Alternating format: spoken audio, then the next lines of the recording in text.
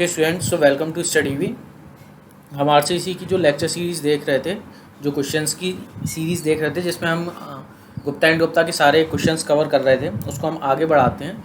ये जो क्वेश्चंस हैं ये काफ़ी हेल्पफुल हैं आपके लिए, जो आने वाला भी अपकमिंग एग्ज़ाम है अपना एसएससी का और यूपीपीएससी का।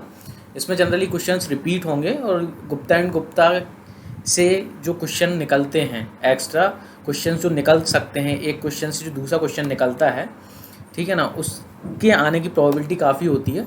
तो आप ध्यान रखिएगा, जो भी इसमें नोट्स प्रोवाइड किए गए हैं साथ में, क्वेश्चन के साथ में जो भी नोट्स आपको मिल रहे हैं, ठीक है ना, जो भी पॉइंट्स मिल रहे हैं उनको बहुत अच्छे से आप याद रखिएगा, काफ़ी हेल्पफुल होंगे, हर एक पॉइंट से क्वेश्चन बनेगा।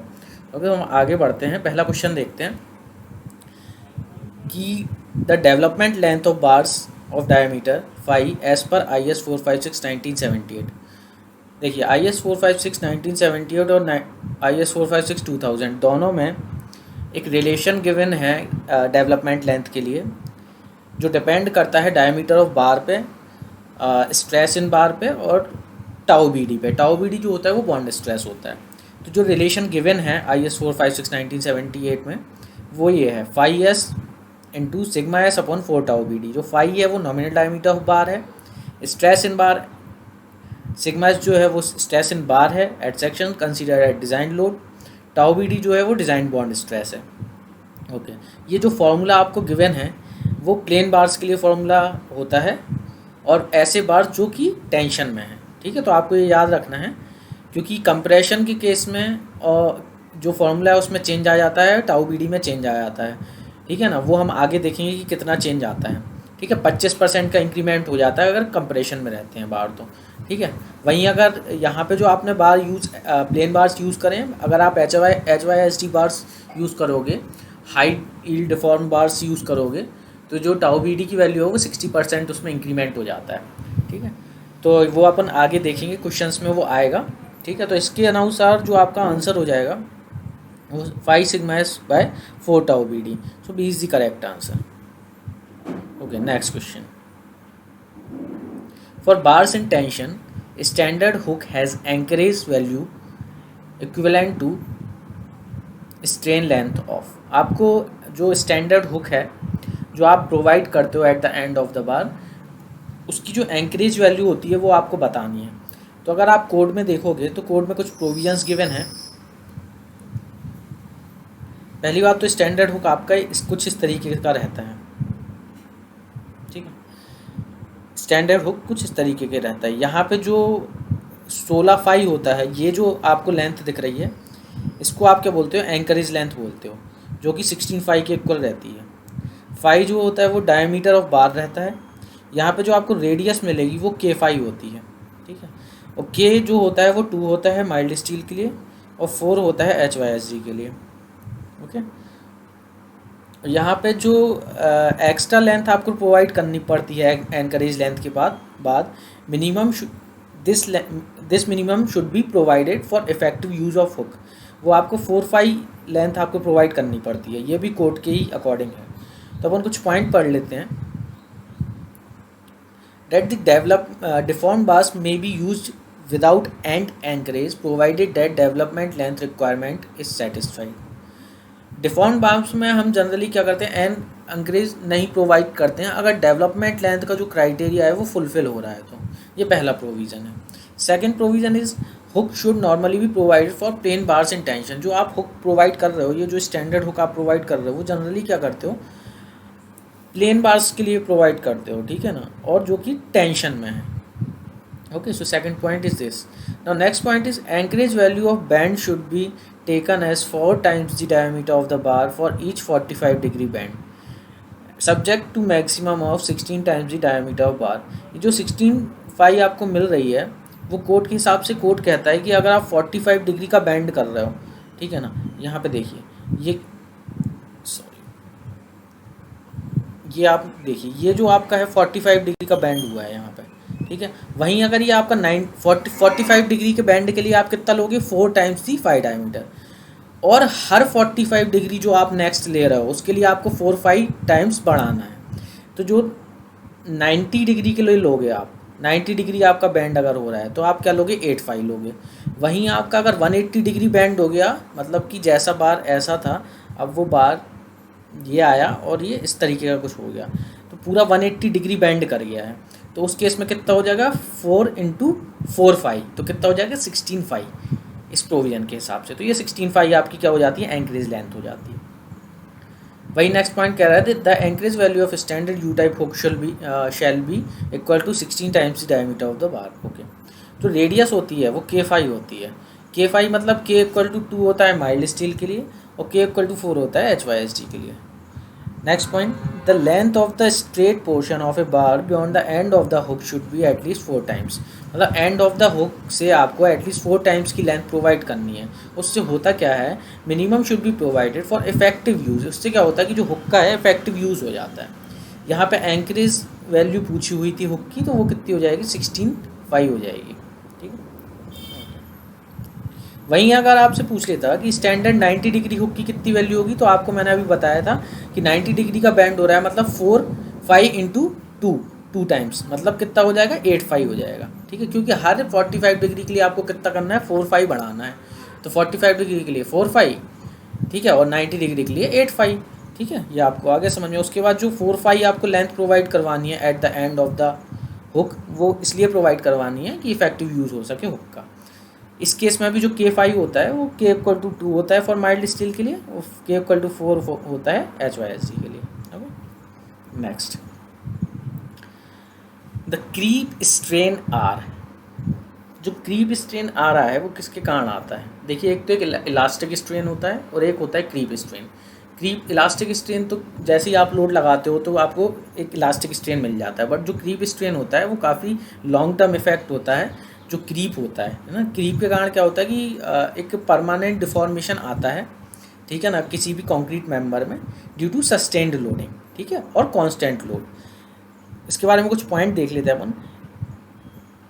It is the continuous deformation with time, मतलब कि विथ टाइम क्या होता है, कंटिन्यूस डिफॉर्मेशन होता रहता है under a constant load. First point. It is also known as plastic flow or time yield. Okay, next, rate of creep decreases with time.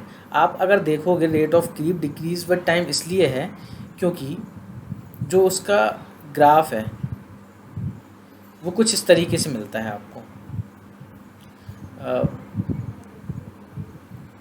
ठीक है। ये मतलब कि आपको ये जो स्लोप है वो आपको डिक्रीज़ होता हुआ दिखाई देगा टाइम के साथ। अगर स्लोप डिक्रीज़ हो रहा है इसका मतलब क्या हो रहा है कि जो रेट ऑफ क्रीप है, ठीक है ना, क्रीप में जो इंक्रीमेंट है वो क्या हो रहा है, डिक्रीज़ हो रहा है विथ टाइम। ठीक है, तो ये आपको सी पॉइंट याद रखना है। Creep strain in concrete is time dependent.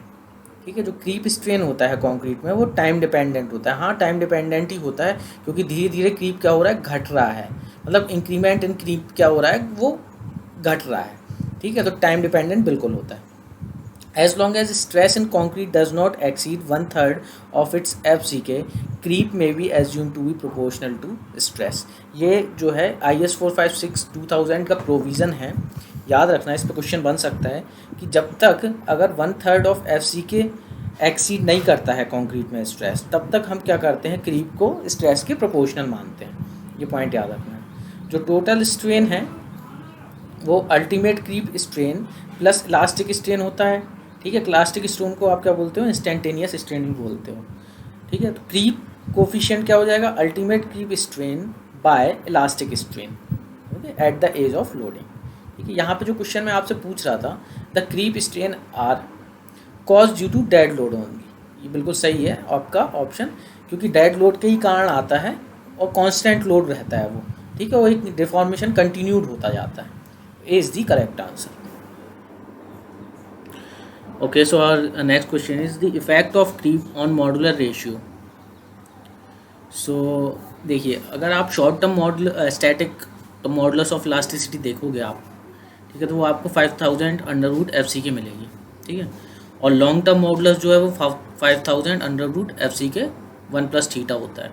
मतलब किसी भी समय पे अगर आप लॉन्ग टर्म मॉडुलस देखोगे तो वो शॉर्ट टर्म से आपको कम ही मिलेगा, क्योंकि जो थीटा की वैल्यू होती है वो 1 से ग्रेटर होती है एट एनी टाइम। ठीक है। आपको 7 डेज पे 2.2 मिलेगी, 28 डेज पे 1.6, 1 ईयर पे 1.1। मतलब किसी भी आप टाइम पीरियड पे देखोगे तो थीटा की वैल्यू आपको क्या मिलेगी, 1 से ग्रेटर ही मिलेगी। 1 से ग्रेटर मिलेगी तो जो लॉन्ग टर्म मॉडुलस है वो शॉर्ट टर्म मॉडुलस से हमेशा क्या मिलेगा आपको, छोटा मिलेगा। अब जब आप क्रीप को कंसीडर करोगे तो लॉन्ग टर्म मॉडुलस को आपको कंसीडर करना पड़ता है एम की वैल्यू में। एम क्या होता है, ई एस बाई ई सी। ठीक है, तो अब क्या हो रहा है कि आपको किसी भी समय पे ई सी कम मिल रहा है, क्योंकि आप यहाँ पे लॉन्ग टर्म मॉडुलस कंसीडर कर रहे हो।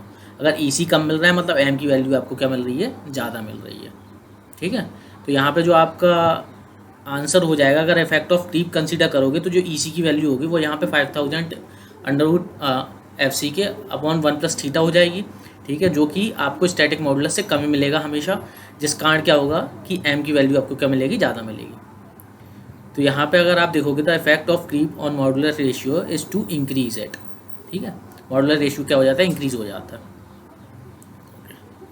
Next question, the shrinkage of concrete depends upon. जो श्रिंकेज होता है कॉन्क्रीट का वो किस चीज़ों पे डिपेंड करता है, किन किन फैक्टर्स पे डिपेंड करता है।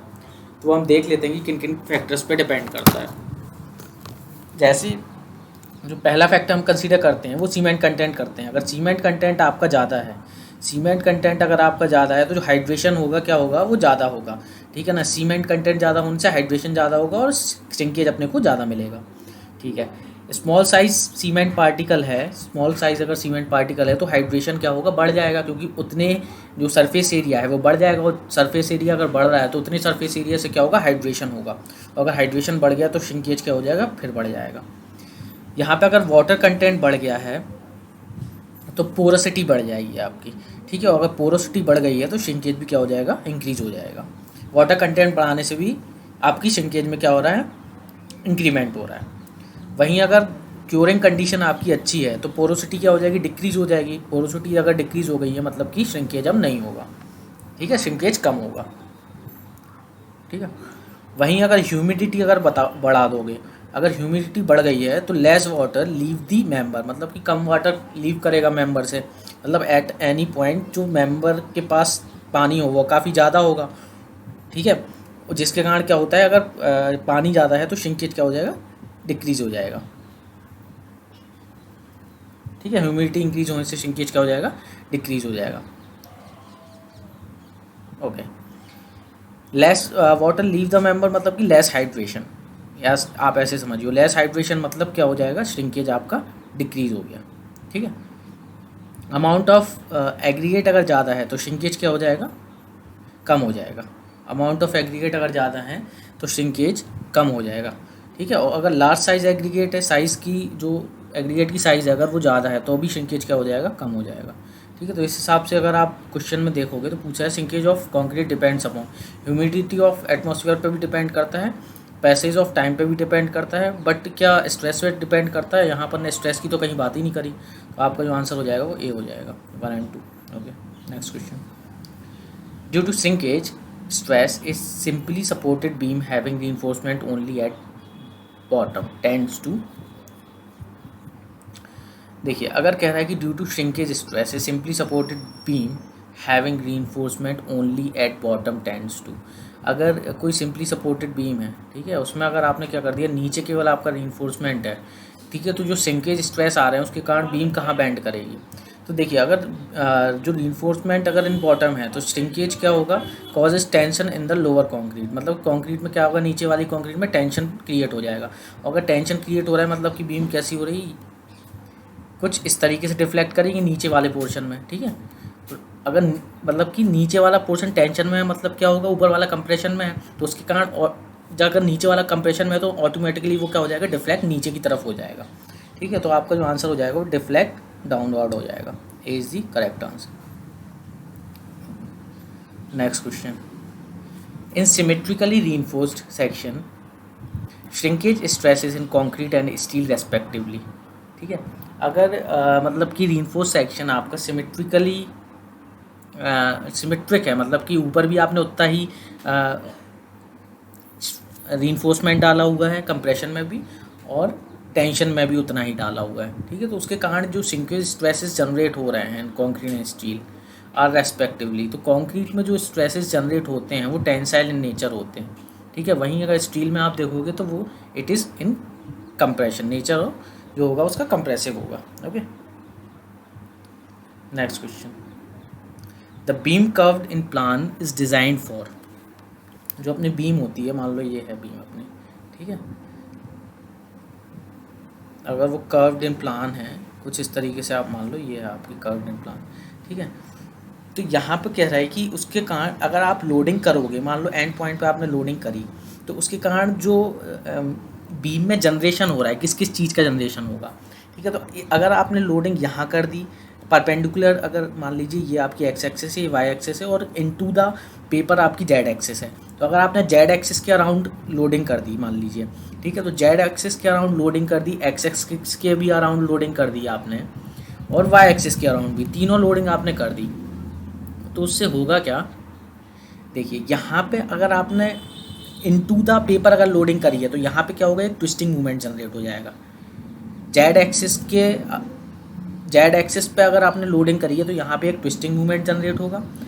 एक्स और वाई एक्सिस पे अगर आपने लोडिंग करी है तो उसके कारण यहाँ पे बेंडिंग मूवमेंट जनरेट होंगे, दो बेंडिंग मूवमेंट जनरेट होंगे, ठीक है ना। यहाँ पे एक्स एक्सिस के पे लोडिंग करने के कारण एक बेंडिंग मूवमेंट यहाँ जनरेट होगा, ठीक है, और एक वाई एक्सिस के कारण मूवमेंट जनरेट होगा, ठीक है। तो यहाँ पे हो क्या रहा है, साथ ही अगर आप लोडिंग कर रहे हो तो यहाँ पे क्या आएगा, शेयर भी आएगा, शेयर फोर्स भी आएगा, ठीक है। तो तीनों चीज़ें आएंगी, शेयर भी आएगा आपका, शेयर भी आएगा, टॉर्शन भी आएगा जेड एक्सिस पे करने पे, और बेंडिंग मूवमेंट आएगा एक्स और वाई एक्सिस पे अगर लोडिंग कर रहे हैं, ठीक है। तो आपका जो आंसर हो जाएगा वो डी हो जाएगा, bending movement, shear and torsion. Okay, next question, in a spherical dome subjected to concentrated load at crown और uniformly distributed load, the meridional force is always, ठीक है। तो आपको स्फेरिकल डोम क्या होता है उसके बारे में थोड़ा सा देख लेते हैं, उसमें कौन कौन से मेरिडियनल फोर्सेस होते हैं और हुप स्ट्रेसेस होते हैं, तो वो हम देख लेते हैं। जैसे देखिए ये आपका क्या है कि एक डोम है, ठीक है, तो जो परपेंडिकुलरली एक्ट कर रहे हैं इसको आप क्या करिए, एक रिंग्स की तरह मान लीजिए, मतलब कि ये जो रिंग्स का फॉर्मेशन, रिंग्स अगर आप रख दोगे डायमीटर लेस कर करके, आप अगर एक के ऊपर एक रिंग रख रहे हो तो उससे क्या होगा कि एक डोम का फॉर्मेशन हो जाएगा, ठीक है। अब एक रिंग जो है आपकी, एक रिंग ये वाली मान लीजिए, एक रिंग दूसरे रिंग पे क्या करेगी, फोर्स लगाएगी, ठीक है, ये दोनों रिंग मिलकर तीसरे पे फोर्स लगाएंगी, तो क्या होगा कि जो फोर्स लग रहा है हर एक रिंग पे वो क्या हो जाएगा, कंप्रेसिव इन नेचर हो जाएगा। तो जो मेरिडियनल फोर्सेस होती हैं वो हमेशा कंप्रेसिव इन नेचर होती हैं। तो यहाँ पे जो आपका क्वेश्चन पूछ रहा था, ठीक है, कि जो मेरिडियनल फोर्सेस होंगी वो क्या होगी, compressive in nature, always in compression होंगी, ठीक है। बट यहाँ पे हुप स्ट्रेसेस भी होती हैं जो अलोंग द सर्कमफ्रेंस एक्ट करती हैं, हुप स्ट्रेसेस। अब हुप स्ट्रेसेस डिपेंड करता है कि आपका यहाँ पे जो आपने लोडिंग करी हुई है डोम पे वो क्या है, अगर आपकी कंसनट्रेटेड लोडिंग है ना, कि आपकी क्या है कि यूनिफॉर्मली डिस्ट्रीब्यूटेड लोडिंग करी है आपने, कि आपने क्या करी है यूनिफॉर्मली डिस्ट्रीब्यूटेड, उस पर डिपेंड करता है हुप फोर्सेस की value. Hoop forces tensile in nature भी हो सकते हैं, कंप्रेसिव इन नेचर्स भी हो सकते हैं। ये जो पॉइंट होता है इसे क्राउन बोलते हैं, इसको आप क्या बोलते हो, मेरिडियन बोलते हो, ठीक है। अलोंग द मेरिडियन आपकी क्या होती है, मेरिडियनल फोर्सेस एक्ट करती हैं, ठीक है, और अलोंग द लैटिट्यूड आपकी क्या होती हैं, हुप स्ट्रेसेस एक्ट करती हैं, ठीक है। ये देखिए आप दूसरे फिगर में भी देख सकते हैं, ये आपकी क्या होगी, मेरिडियनल फोर्सेस हो गई, और ये आपकी क्या हो गई, हुप स्ट्रेसेस हो गई। Okay, next question, sinking of a intermediate support of a continuous beam, ठीक है। अगर सिंकिंग हो रही है इंटरमीडिएट सपोर्ट की, ठीक है, of a continuous beam, in A continuous beam अगर आप देखोगे, ठीक है, तो हो क्या रहा है, जैसे मान लीजिए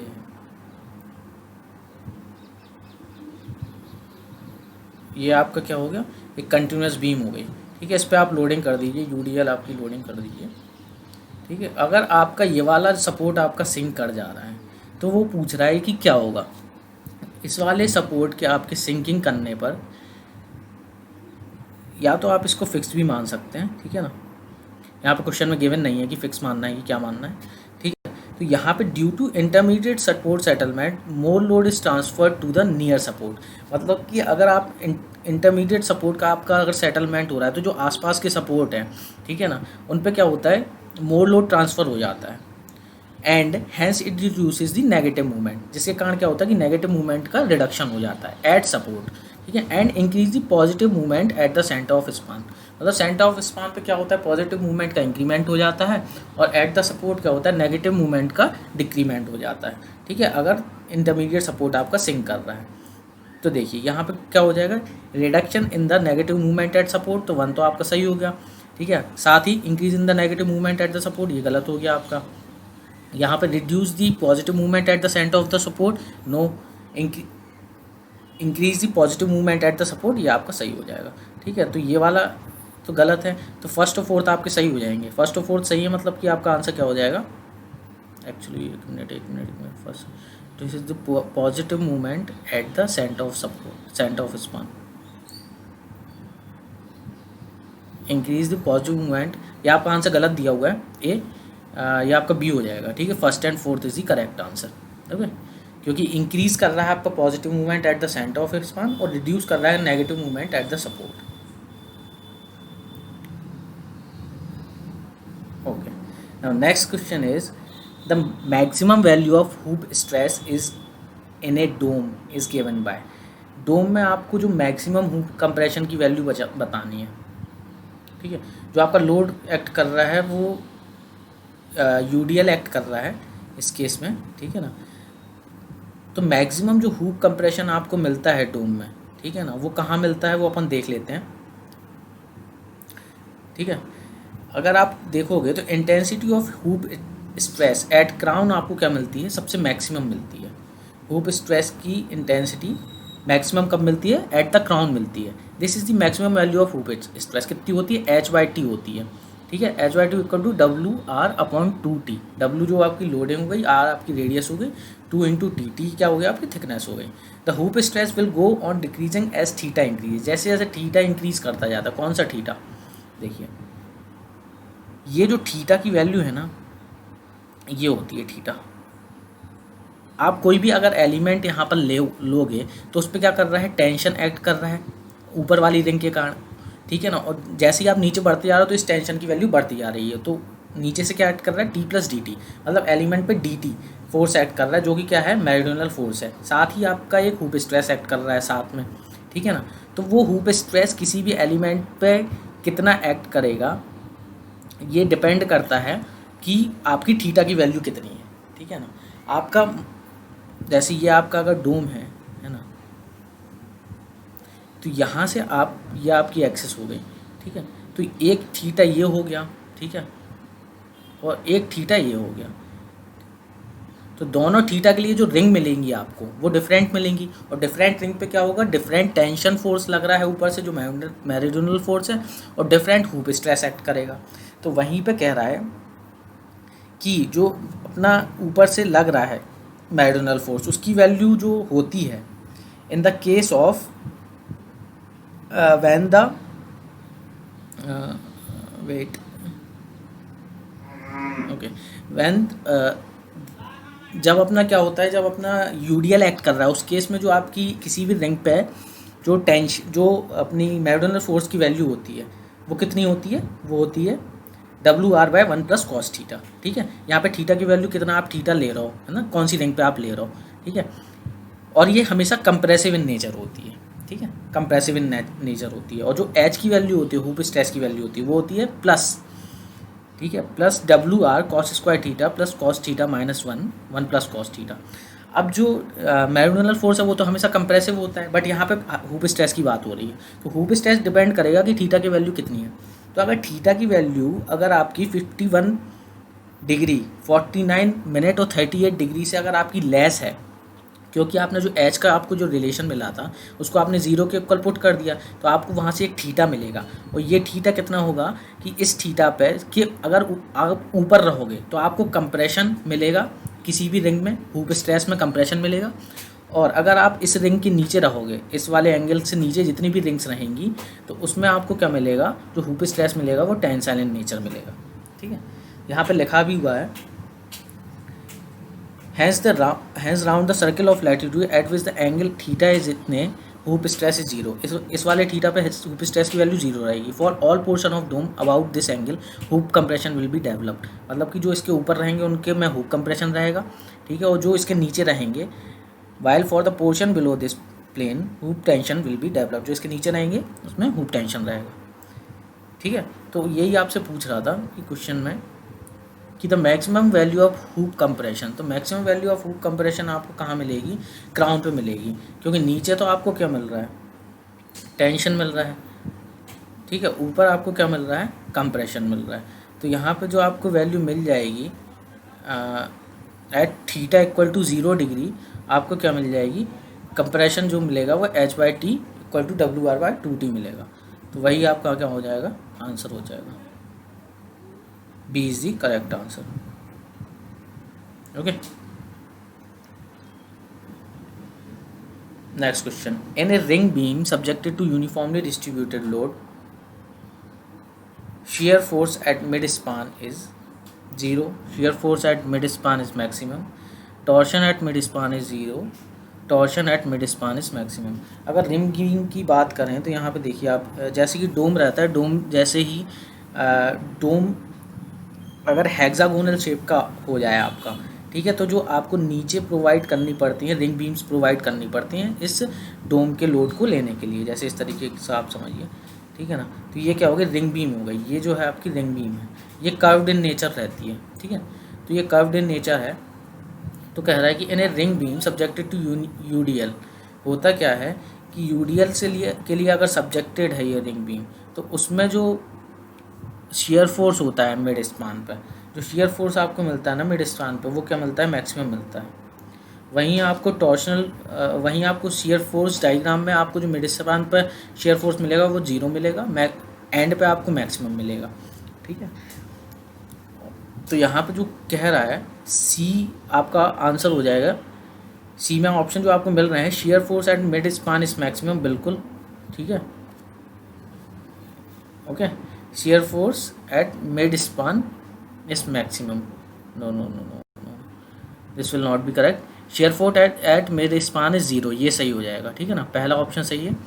torsion eight mid span is 0, torsion क्या मिड स्पान पे 0 है, हाँ बिल्कुल है, तो आपका क्या हो जाएगा, फर्स्ट एंड थर्ड।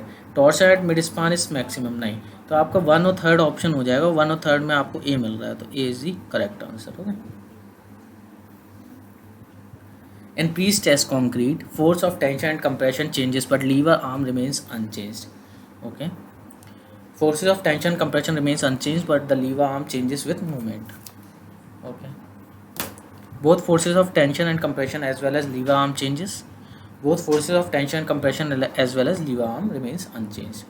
ओके, तो यहाँ पे हो क्या रहा है, पीस टेस्ट किसी भी पीस टेस्ट कॉन्क्रीट में अगर आप किसी भी सेक्शन पे देखोगे तो जो आपको कंप्रेशन फोर्स मिलेगा और जो प्री फोर्स, जो प्री स्ट्रेस के कारण जो फोर्स जनरेट हो रहा है वो आपको हमेशा इक्वल मिलेगा। साथ ही जो mx जो हो रहा है, जो मूवमेंट है ड्यू टू लोडिंग, जो मूवमेंट आपको मिल रहा है वो C force into lever arm equal to P force into lever arm मिलेगा, ठीक है। और इसी से अगर आप देखोगे तो आपका क्वेश्चन का आंसर निकल आएगा कि in prestressed concrete force of tension compression remains unchanged but the lever arm changes with the movement. देखिए सी और पी तो सेम है, अगर लीवर आर्म बढ़ाओगे तो mx की वैल्यू आपकी बढ़ जाएगी, ठीक है। तो यहाँ पे B is the correct answer. The purpose of reinforcement in prestressed concrete is, जो पर्पज होता है रीइंफोर्समेंट का in prestressed concrete, to impart the initial compressive stress in concrete. देख लेते हैं हम कैसे। जैसे देखिए अगर यहाँ पे आपका क्या हो रहा है, अनस्ट्रेस्ड बीम है, तो क्या हो रहा है, इसमें डिफ्लेक्शन क्या होगा, नीचे की तरफ आ जाएगा। बट अगर आप क्या कर रहे हो, टेंडन डाल दोगे, टेंडन अगर डाल दोगे तो उसके कारण क्या होगा, जो इसका प्री स्ट्रेसिंग फोर्स एक जनरेट कर देगा, ठीक है ना। प्री स्ट्रेसिंग फोर्स जनरेट करने के कारण क्या हो जाएगा, जो इसका इनिशियल शेप होगा ऐसा ही रहेगा। अब जब लोडिंग होगी तो लोडिंग के कारण शेप ऐसा हो रहा था, वो प्री स्ट्रेस के कारण ऐसा हो गया है, तो जो आपको बैलेंस शेप मिलेगा वो एकदम फ्लैट शेप मिलने लगेगा, ठीक है, जिसके कारण आपको जो लोडिंग का इफेक्ट है वो दिखेगा नहीं, क्योंकि प्री स्ट्रेस आप ऑलरेडी जनरेट कर चुके हो, ठीक है। तो आपका आंसर हो जाएगा वो C is the correct answer, to impart the initial prestress compressive stress in the concrete. Okay, next question, normally prestressing wires are arranged in the, देखिए जो प्री स्ट्रेसिंग वायर्स होते हैं उनको आप क्या करते हो, जनरली नीचे अरेंज करके रखते हो, ठीक है ना, एट द बॉटम आप अरेंज करके रखते हो, ठीक है, क्योंकि आपकी जो लोडिंग होती है, लोडिंग के कारण क्या होता है कि जो आपका डिफ्लेक्शन होता है वो नीचे आता है। अब नीचे अगर आप क्या करोगे, कंप्रेसिव फोर्स को जनरेट कर दोगे तो जो आपका बैलेंसिंग हो जाएगी, लोड की बैलेंसिंग होगी, तो जो आपका अभी जो शेप ऐसा मिल रहा था, अब क्या होगा कि बैलेंसिंग के कारण कुछ ऊपर उठना चाहेगा और ऊपर उठेगा तो बैलेंस के कारण आपको फ्लैट शेप मिलने लगेगा, ठीक है। So B is the correct answer. Next, most common method of prestressing. जो मोस्ट कॉमन मेथड होता है प्री स्ट्रेसिंग का वो क्या होता है, left use for factory production. मतलब कि फैक्ट्री की प्रोडक्शन में जब आप मतलब कि प्री स्ट्रेस कंक्रीट अगर आप बना रहे हो फैक्ट्री में तो कौन सा मेथड यूज़ करोगे। लॉन्ग लाइन मेथड को अपन लोग जनरली यूज़ करते हैं। उसमें करते क्या है कि एंड्स में आप क्या कर देते हो कि वायर्स को जैक कर देते हो, फिर आप क्या करते हो कंक्रीट को पोर कर देते हो, ठीक है ना, माउल्ड्स में। ठीक है, उसके बाद क्या करते हो कि जैसे ही वो स्ट्रेंथ डेवलप कर लेती हैं जो कंक्रीट मेंबर्स हैं, उसके बाद आप क्या करते हो यहाँ से कट कर देते हो, यहाँ से भी कट कर देते हो, यहाँ से भी कट कर देते हो, और आप क्या करते हो प्री स्ट्रेशन प्री स्ट्रेस मतलब कि कंक्रीट में कंप्रेशन पैदा करते हो। जिस जो अगर आप यहाँ पे छोड़ोगे वायर्स को तो क्या होंगे, ये इधर जाके आपको कंक्रीट पे फोर्स लगाएंगे एक कंप्रेसिव, और जिसके कारण क्या होता है कि कंप्रेशन जनरेट हो जाता है कंक्रीट में, जिसे ही हम प्री स्ट्रेस बोलते हैं। ठीक है, तो जो अपना मेथड होता है प्री स्ट्रेसिंग के लिए, ठीक है, उसमें आप प्री मतलब पहले से ही आपने स्ट्रेस कर दिया है वायर को फिर कट कर दिया है। ठीक है, तो यहाँ पे Hoyer's method is the prestressing method. There is another prestressing method known as sorer system. ठीक है, अदर जो सिस्टम है वो सॉरर सिस्टम है। नोट, जो पोस्ट टेंशनिंग के लिए जो आप यूज़ करते हो, ठीक है, जो मेथड्स हैं वो रेसिनेट सिस्टम है, मैग्नेल ब्लैटन सिस्टम है, जिफोर्ड ओडाल सिस्टम है, और ली मैकाल सिस्टम है। यहाँ पे आपसे जो पूछ रहा था वो मोस्ट कॉमन मेथड पूछा था प्री स्ट्रेसिंग के लिए, तो लॉन्ग लाइन मेथड होता है। ठीक है, ओके, सो आज